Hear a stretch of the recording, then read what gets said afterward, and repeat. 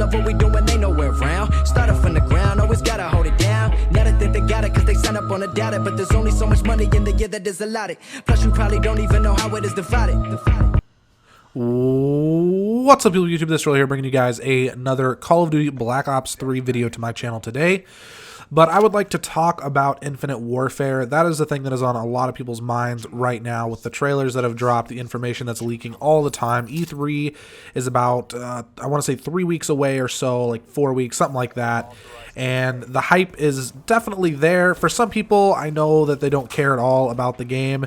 I personally cannot say that I'm super excited for this game to come out. There's nothing that has been released that's really grabbed my attention on the multiplayer side of things because I don't honestly care that much about the single player. I haven't cared that much about single player Call of Duty since the Modern Warfare series and the Black Ops series, essentially. But I am very ready for this game. I of course, really like Black Ops 3. And since we don't have anything 100% confirmed on the multiplayer side of things, except for partially the movement, I would like to talk about some of the things that I would like to see for Infinite Warfare and some of the things that I could hope and dream would happen with the game. But sadly, I have a pretty solid idea of what is going to be there just based off of previous games made by Infinity Ward. And I'll break down my opinions on Infinity Ward's maps, guns, their balancing, customization, things like that. And I will let you guys know what I would like to see. The first thing that I really want to emphasize, and I make this video just about every year, sometimes it's a little later, closer to the release of the new Call of Duty, but one of the things that I really like to emphasize is customization within Call of Duty. I don't know if it's the kid inside of me, but I absolutely love customization. I think Black Ops 3 did a pretty good job. Advanced Warfare did a crazy good job with customization, in my opinion. I liked how they had variants of knee pads and gloves. As stupid as that may sound to some people, I really, really like that. The only thing that I did not like about Advanced Warfare's version of customization is the fact that when it came down to the gloves and the knee pads and stuff like that, they were kiddish, and it sucks to say, but I don't think that's going to go away. I'm pretty sure that Call of Duty has realized that their main market is teenagers and kids, and so they're not going to completely take away that aspect that kind of draws people in. If you take a young kid and you're like, do you want this bright, cool designed red and yellow suit, or do you want this desert camo with hex overlay suit? They're probably going to pick the red one, and that in turn can bring more DLC to the table and things like that. So that's probably not going to go away, but that's one of the things that I really want. I want lots and lots and lots of customization, and with customization, I'm fine with DLC in that area. And this is slowly starting to transition into the supply drop talk. Now, some people are really against supply drops at this point, and I'm not against supply drops in a whole. Honestly, I'm perfectly fine with there being thousands upon thousands of different clothing options in the game, customization options in the game for your guns, for your character. Maybe they'll even do something for, emblems like they did in Black Ops 3. I'm okay with all that stuff being in there, but no guns.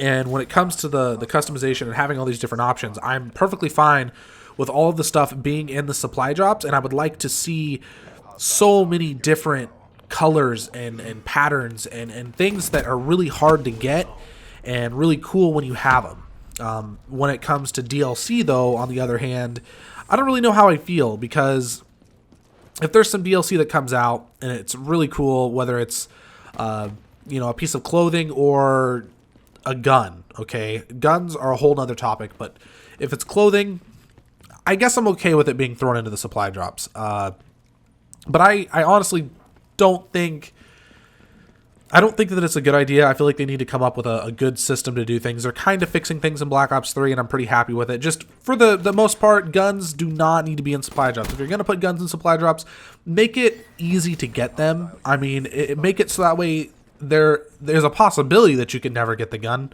that you want, but make it an extremely small possibility. Because I get what they want to do, but you have to make it somewhat reasonable for the people out there who play this game, the ones who have dropped money on the game. So that's what I'm hoping they do with Infinite Warfare on that side of things.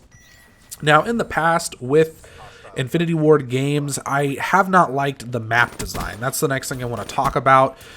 Typically, they don't follow the 3-lane route on maps like Treyarch does, and I've always really liked Treyarch's maps because they're more of an arena. So if I'm playing, here, I'll give you guys an example. Back in Black Ops 2, if you can remember the map Raid, I'm sure most of you guys can, when you started up on that map, there was almost nothing destroyed, right? Like, there wasn't anything messed up. It was just like this perfect little arena that hadn't been touched yet. You know, once players started playing on it, then you started blowing up cars, breaking glass, bodies on the ground, explosive marks on the ground, things like that. That's what I like in a Call of Duty map. Most of Black Ops 3 maps are this way. And this is the style that I prefer. And Infinity Ward, on every one of their maps, they do not follow this ever.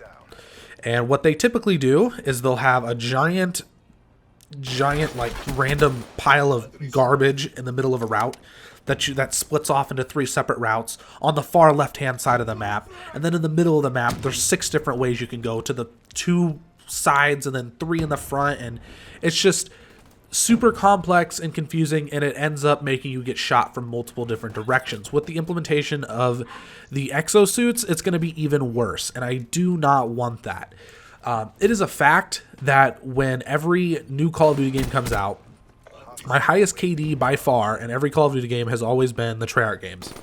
And then it comes around to the Infinity Ward games, and it drops drastically. I had a 1.3 KD in Call of Duty Ghosts, so 1.38, something like that. And I 100% blame that on the maps, some of the connection issues, host advantage, things like that. It was hard to see enemies.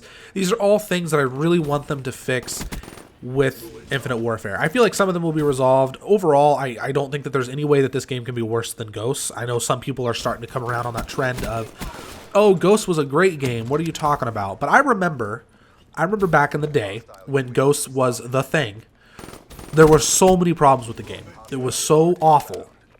And the only reason people are saying that it wasn't a bad game now is because now they have exosuits.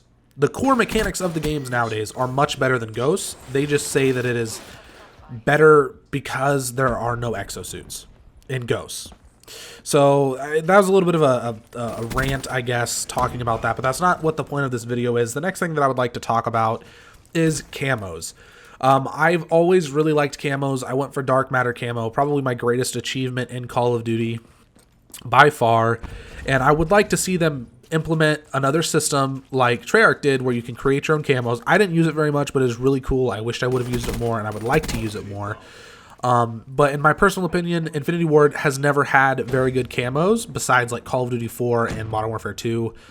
Some Modern Warfare 3 camos were cool. Like there's just the classic red tiger, blue tiger, the gold.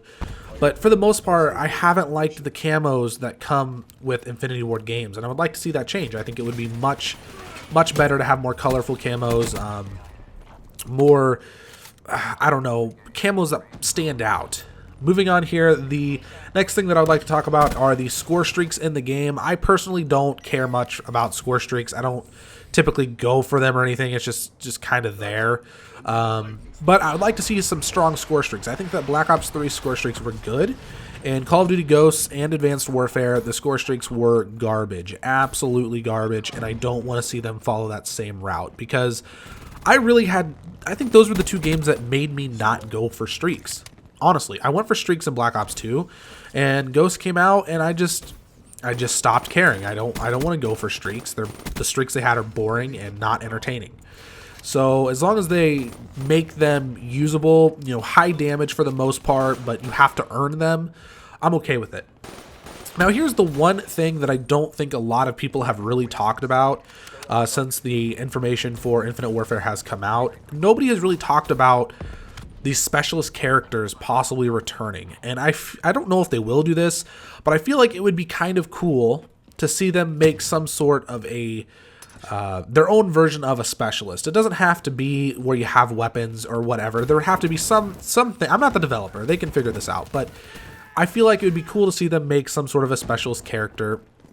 And I think you should probably make like 10 to 12 different characters for everybody to use. I think that would make the game really fresh and entertaining, make challenges, and then clothing options you can earn with each character like it is in this game, and then also ones you can get through supply drops and stuff like that. Anyways, guys, that's all I have for you today. Hope you enjoyed the video. Twitter and Facebook links will be down in the description as always. Please remember to like and subscribe if you enjoyed the video and if you are new to my channel. It really helps me grow, and yeah, I really appreciate it. If there's anything you guys want to talk about that I talked about in here, just drop it down in the comment section. The video you see on screen will be the last one I made, and deuces.